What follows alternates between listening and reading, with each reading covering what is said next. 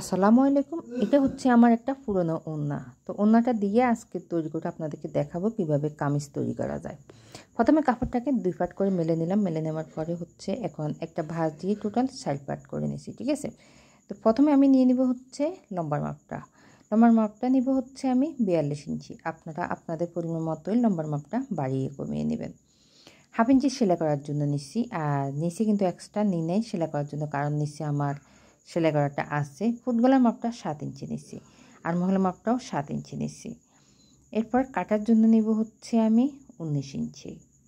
আর এটা হচ্ছে একটা রিকোয়েস্টের ভিডিও। আমার একটা আপু বলছে যে 44 ইঞ্চি বডির জামা কাটিং করে দেখানোর জন্য, তো তার জন্য কিন্তু আজকের ভিডিওটা।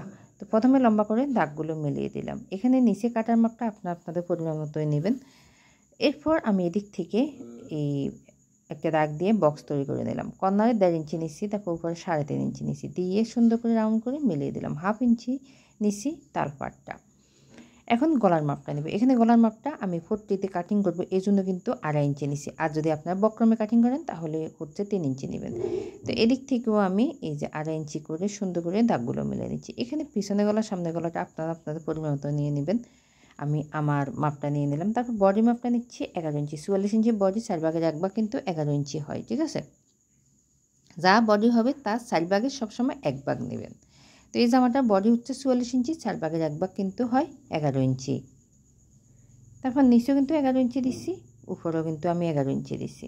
তারপর আমি মাঝখানে প্যাটার এখানে দিব হচ্ছে 40 ইঞ্চি, ঠিক আছে। প্যাটার এখানে 4 ইঞ্চি কম দিচ্ছি। সবসময় বডি যা হবে তার থেকে আপনি 4 ইঞ্চি কম দেবেন মাঝে, অর্থাৎ ফ্যাটে। আর নিচে অনেক সময় ফ্যাট একটু যাদের একটু হেলদি তাদের ক্ষেত্রে 1 ইঞ্চি বাড়িয়ে দিতে হয়, আবার নর্মালি কিন্তু আবার যা বডি উপরে থাকে তা নিলে হবে। তো গ্যারের এখানে দিচ্ছি হচ্ছে 14 ইঞ্চি, আর গ্যারের জন্য 13 ইঞ্চি নিছি আর কি, এক্সট্রা 1 ইঞ্চি বেশি নিছি, টোটাল 14 ইঞ্চি নিছি। আপনারা আপনাদের পরিমাণ মতো নেবেন। সর্বোচ্চ 15 ইঞ্চি পর্যন্ত নিতে পারেন যদি গ্যারটা বাড়িয়ে দিতে চান। তারপর এই যে এখানে আমি দাগগুলো মিলিয়ে দিচ্ছি।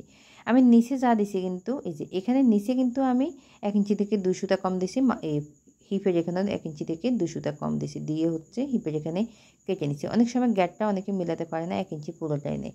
1 ইঞ্চি পুরোটা নিলে কিন্তু আপনার এই সাইড পাড়াটা সুন্দর হবে না সেলাইটা, ঠিক আছে। তারপর গলাগুলো কেটে নিচ্ছি। এখানে আমি সামনের গলা পিছনের গলা সমান দেবো, এই জন্য কেটে নিচ্ছি। যদি আপনারা এই পিছনের গলা আলাদাভাবে কাটিং করতে চান তাহলে প্রথমে পিছনের গলাটা কেটে নেবেন, তারপর এই পিছনের গলাটাকে সরিয়ে সামনের গলাটা কেটে নেবেন, ঠিক আছে। তারপর হচ্ছে আমি হাতার জন্য কাপড়টা কেটে নিচ্ছি এখানে।